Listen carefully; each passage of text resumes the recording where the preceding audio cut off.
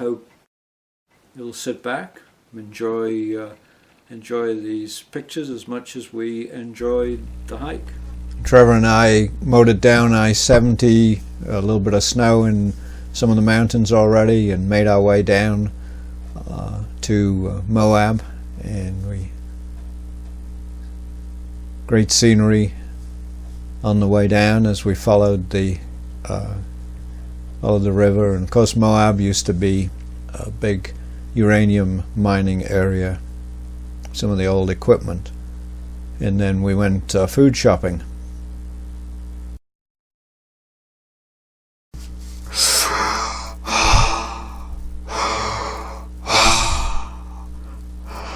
Hello, Trevor. I am your father. Come with me to the dark side.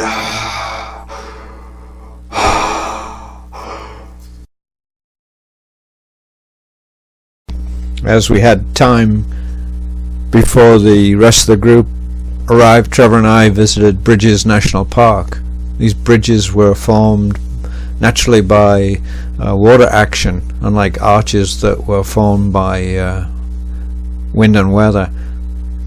There's a road leading down from this park that was unbelievable, steep, put in by the uranium mining companies during World War II.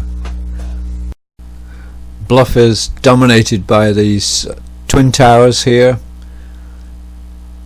and was settled in the 1800s by the Mormons.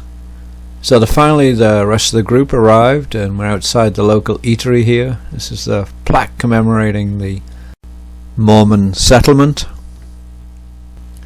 Don had found us a nice place to stay for a couple of nights here while we get sorted out. And here's the porch, having a little bit of R&R and a couple of beers late afternoon. Don managed to get a good deal on the rental vehicle, of course, and then we took a walk around Bluff in interesting houses, sort of an artsy colony, in little of the agriculture that used to be around, and the irrigation equipment. It's quite flat in this valley, and then the usual scramble to get everything packed up and ready before the early morning start.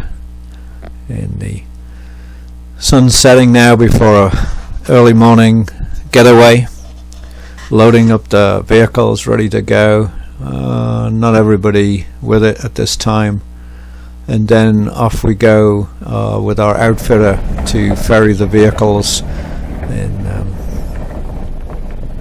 well, here we are, going on. This is your embedded reporter on this bumpy road, a really bumpy road here.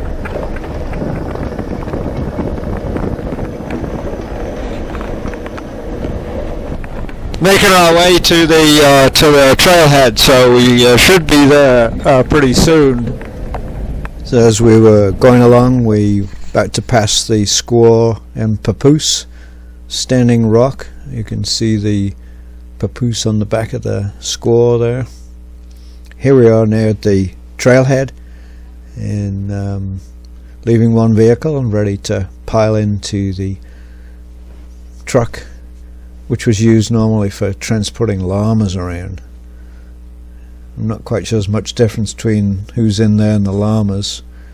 Anyway, Trev and Don got the assignment of sitting in the back to keep the backpacks down, and so as we wouldn't lose them. And three of us, rest of us, piled in. We were ferried round in the truck over Bear Ears Pass, well over 8,000 feet, and then it was dry one side, and once we were over the other side it was very lush forest, and through into the Dark Canyon Wilderness area, ready to start our hike. We're around 8,000 feet here now at the Wooden Shoe Trailhead, which we were first started, which led into Dark Canyon. Loading up our packs here, ready to go. Nobody actually wanted to put their packs on yet, as we were maximum weight, And this is the start, Wooden Shoe Canyon, through pleasant trees and down. We would be descending about 1,000 feet. This is cattle grazing country at the top here. Here we are waddling our way along, heading down the trail. The packs, everybody had a fairly heavy load here with the full weeks of food. The end of a long first day, and a young man's fancy now, dreaming away, turns to what the meal will be in the evening. Trevor and I are responsible for the food this year, and had conjured up macaroni and cheese for this meal with a special secret ingredient that we were hoping everybody would enjoy. You can take my whiskey, you can take my van, my yellow dog and my redneck tan. 'Cause I don't care about none of that, but Pam, don't take my spam. You can take my last clean dirty shirt, you can leave me sitting in a world of hurt. 'Cause I don't care about none of that, but Pam, don't take my spam. And if you take my spam, I'll be less than I am. I can't stand another moment without it. 'Cause if you take my spam, there'll be no more pork and ham. And I beg your pardon, ma'am, but that's the crazy tasty truth about it. Well, that first night was pretty cold. There was frost on the sleeping bags, you can see on this grass here. And we're ready to go the following morning. Here's Solar Man with his solar panel on top of his pack for charging up all his gizmos. And here we're having the morning conflab to see which way we should go. We're looking at the map here, and maybe it should be this way. No, maybe it's that way.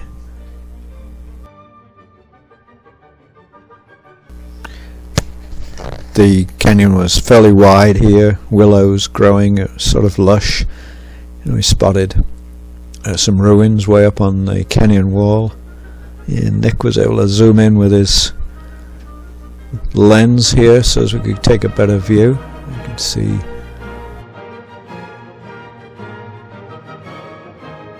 can see some drawings over the doorway. The valley was pretty wide here and very overgrown, tough to find where the trail really was, but we just tended to head off in the general direction. My daughter refers to this picture as a backpack with legs on. Not close. Not close. This is video. I don't worry about that. I'm going down this way. As I look at these potholes, I think the water we had last night wasn't so bad. Yeah. That was the same light, though. Oh, yeah. This was the longest hike of the trip, several miles long, and we were probably making about 3,520 cubits an hour at this rate. There's quite a lot of flowers at this end of the canyon where it had was lush, and recent rains had probably invigorated them.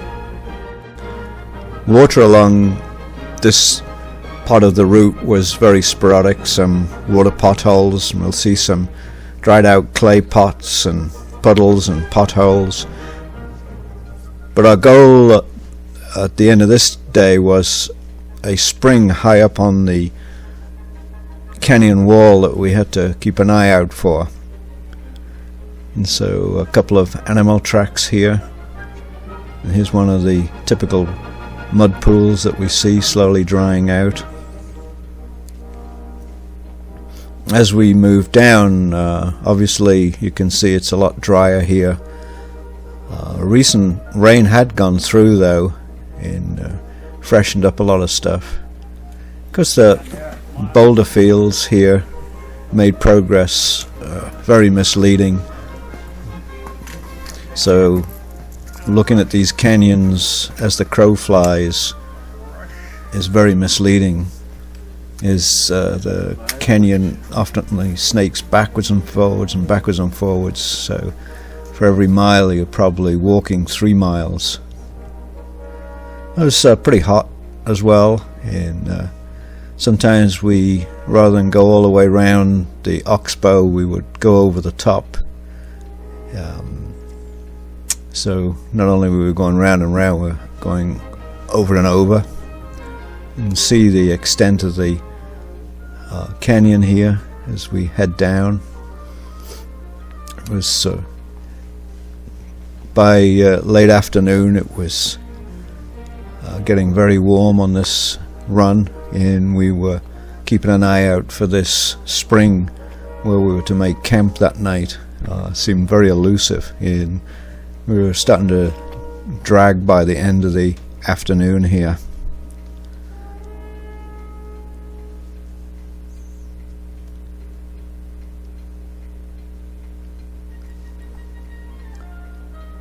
Anyway, we pushed on, and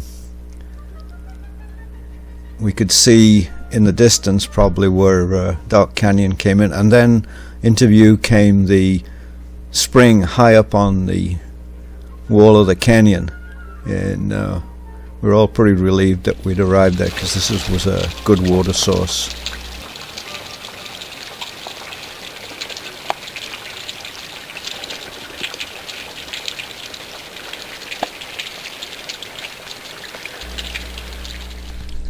The spring flowed out into a couple of tranquil pools and slowly made its way off down the canyon. A little bit of recovery after the day's hike, and preparing for the evening meal, and filtering some clean water from the spring.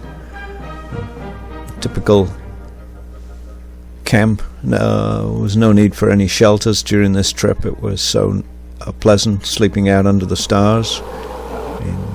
Anybody else? Water? You don't have anything I can put in there? The morning start is waiting for the sun to come up here. Andrew was our sort of weather vane. We set him up every morning, and he rotated into the direction that we were supposed to head off. And sun just coming up over the canyon walls and illuminating the sides of the canyon here. So we got our packs on our backs. Trev hoping to bum a lift here by thumbing his way down. Today we were heading down Wooden Shoe Canyon, and in a couple of miles we would join Dark Canyon, and then head off down Dark Canyon. And this is approximately where the two canyons join up here. Fairly wide expanse, and interesting. These flowers look like New England asters growing in the sand here. As we made our way down Dark Canyon, the walls would obviously start narrowing and looked like some prospectors looking for minerals there. Some evidence here of a big wash through at one time. Stuff tied around trees. Interesting that even in this area there's pretty nice little flowers.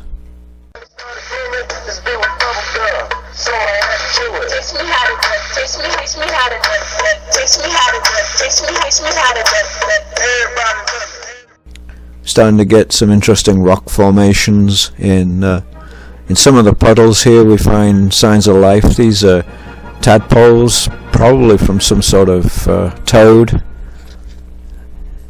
having a rest after lunch and making our way down the canyon.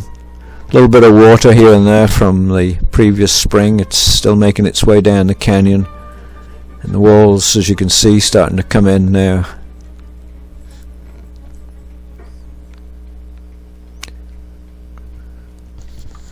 Well, finally we find a suitable campsite for the night and start getting ready. A little bit of reviving here going on. This really was a very effective way of getting people back on their feet. Alright, after a good night's sleep, had our breakfast here with Nick rustling up some eggs and Gadget Man getting ready for the off. We started our morning ritual by setting Andrew up to point in the direction that we needed to go, and then headed off down the canyon. It was our goal today was to go down the canyon and past the waterfall at Young's Canyon. This was a major source of water.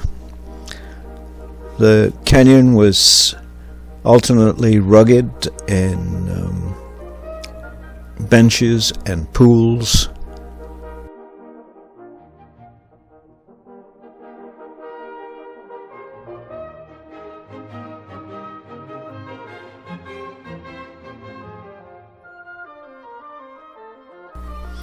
The flow of water here was not very great, as you can see.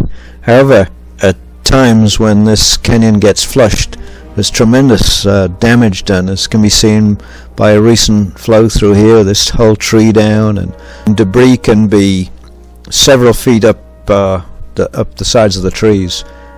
We have to scramble over the top here to avoid a pour-off and hope that the waterfall will come in sight pretty soon here from Young's Canyon, and there it is. I can see that there's a good flow out of the canyon, which is really good, so we'll have a good water source for the rest of the hike. We came across some sort of cabbage looking plant, but nobody was interested in cooking that up for supper. The terrain was definitely changing now as we got into these benches and channels of water. The rock colouring was really spectacular. The interesting thing was that the water was pretty consistent, but it neither increased or decreased, even though you'd expect some of it to be evaporating out. Anyway, got to lunchtime here and had a little break. Then we were off for the afternoon, walking along some more benches. It came to this spectacular area where the water was flowing over very flat rocks, and I don't know, it was very mesmerizing just standing there and watching the water ripple over these rocks. So take another check, make sure we're in the right place, and of course some of us, when this took the opportunity to take a snooze. Alright, we're getting close to where we are going to look for a new campsite towards the end of the day here. And it got pretty warm by the late afternoon here. You can see a little bit of haze high up on the canyon walls there.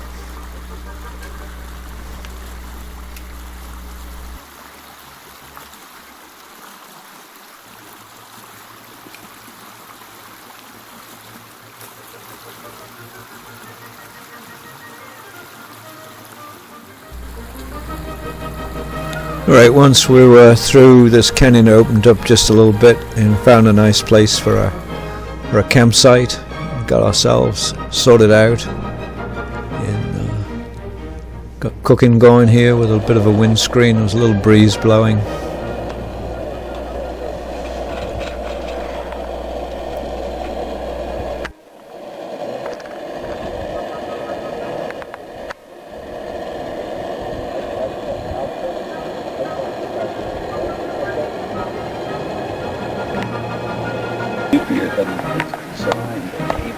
Good.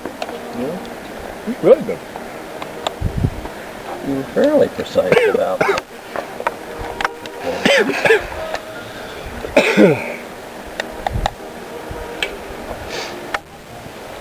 And now we're going to get the first reaction. The end of the day and the sun just going down over the top of the canyon here. Well, here we are, a new day. Come on, stand up. I'm wasting film here.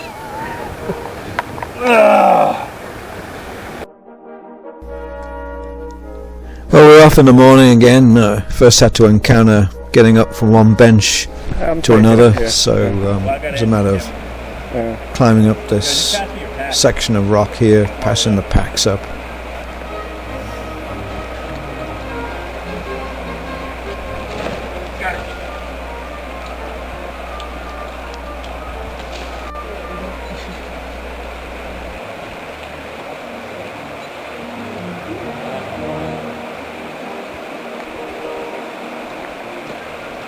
No knees.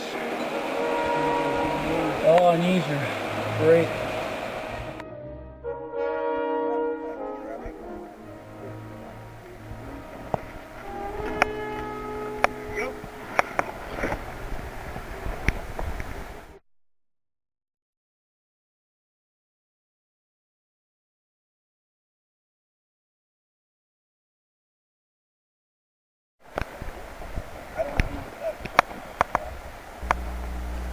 Quite a number of these up and down benches that we had to negotiate.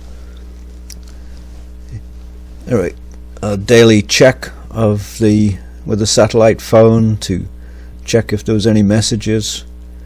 You can see terrain is highly variable here. There's benches and then high walls, water courses. Taking a lunch break and then off again in the afternoon. It's just highly variable geology. It's just very, very interesting rock formations and colors.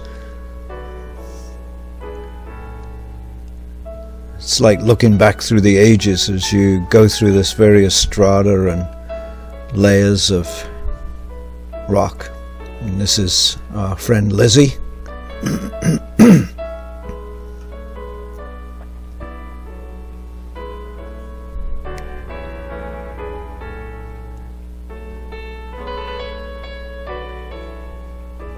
Ploughed on. We were pretty close to where we expected to camp for the night, and this looks like it. Good source of water here, and Nick surveying it and declaring this is the place. So it didn't take us long to commandeer and get all our stuff sorted out here. And a time for the evening entertainment, and here's the underarm overture.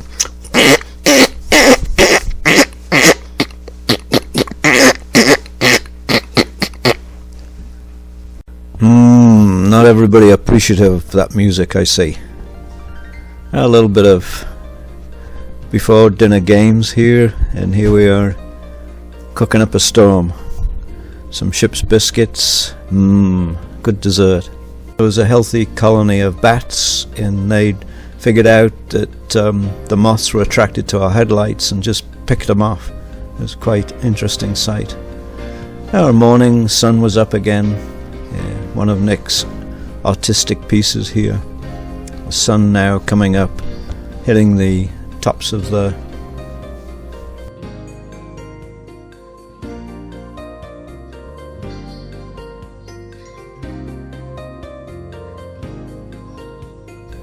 This was an area of permanent water, as you can see by this waterweed that seems pretty healthy here.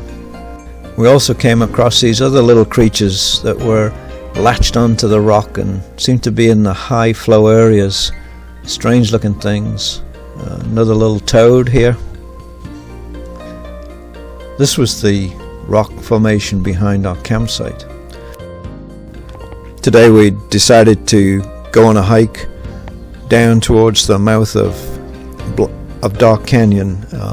Dark Canyon actually dropped into the Colorado River, but since it was now flooded by Lake Powell, the mouth of Dark Canyon quite often is flooded by the backup from the lake. So we're walking down here, the canyon getting very narrow. We're actually walking along the bottom, but soon it would get quite tight and there'll be drop-offs and so we would have to seek higher ground and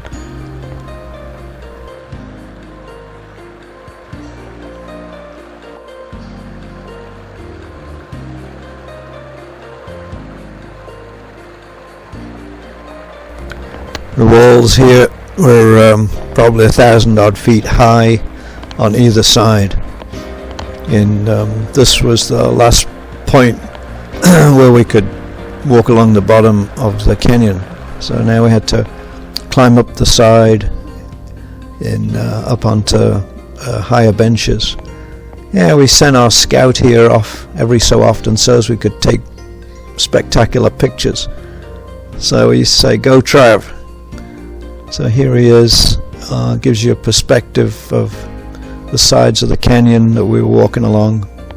Quite a big drop off, and you can see 3 of us there walking along on the path. Very rugged now, quite big drop offs into the lower water channel.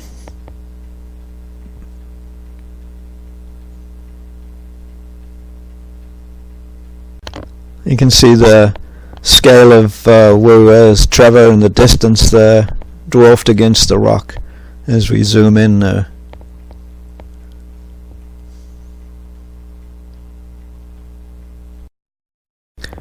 By the afternoon it was getting pretty warm, and we thought it was time to make use of some of the great pools that we'd passed, and so we headed over, see if we could take a dip in some of these beautiful pools and cool off.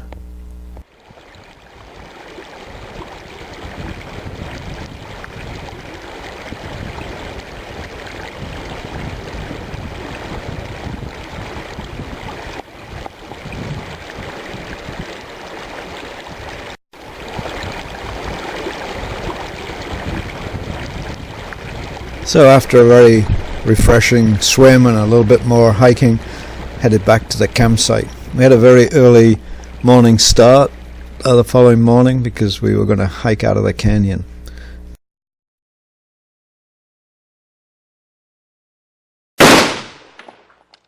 Don managed to get us out of bed early with a rousing explosion. Got us all moving pretty quick. We were trying to get an early start to beat the hot sun because we knew we had a pretty hectic climb to get out here. We're going to exit through Lost Canyon, which joined Dark Canyon, and looked a pretty rugged run. Trav would be smiling on the other side of his face when he saw what we had to go up. So we headed off up the track. The Lost Canyon looks like one of those canyons with no exit, but you carry on because there's a path, and you just chug along and hope that there's some sort of way out of this canyon. We could see where the rim of the canyon was, which seemed quite a long way above us at that point, but that's where we were heading.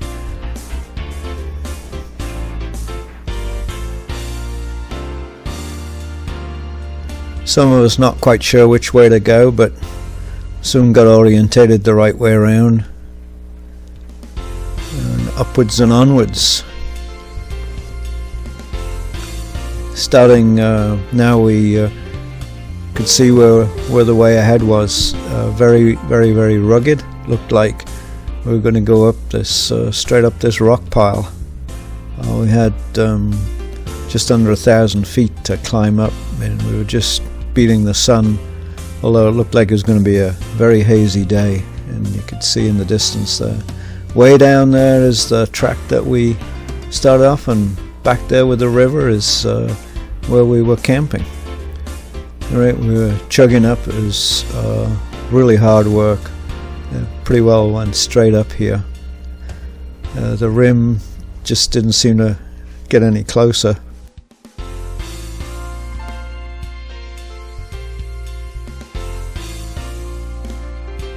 We eventually broke out. broke out on top, and it's time for a breather. Everybody was sweating profusely, and we could see where we had to go on the other side of the canyon rim. Way over there was where the cars were parked at the trailhead. Alright, we recuperated, and we had about a 3-mile walk around the rim. It was pretty flat, very dry on top here, the Catgist and cryptobiotic earth. And as we went right round the rim, we were on the far side. We could see back to where we had just come up out of the canyon, and we could see what that rock pile really looked like. I think if we'd have seen it like this before we went up, we might have second thoughts. Alright, this was a pleasant walk along the top. This was the Sundance Trail that we were exiting on, and heading back to the parking lot here at the trailhead as we pass some of the boundaries.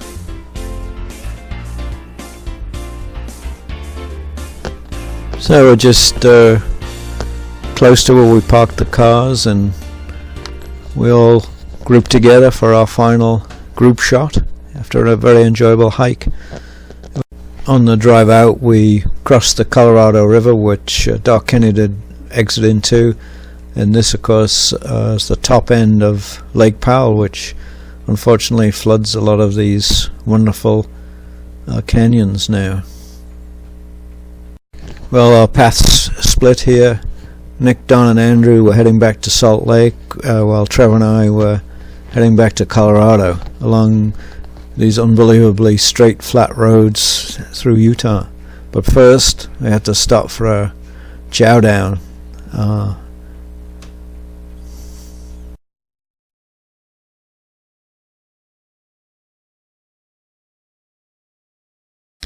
And that's all, folks.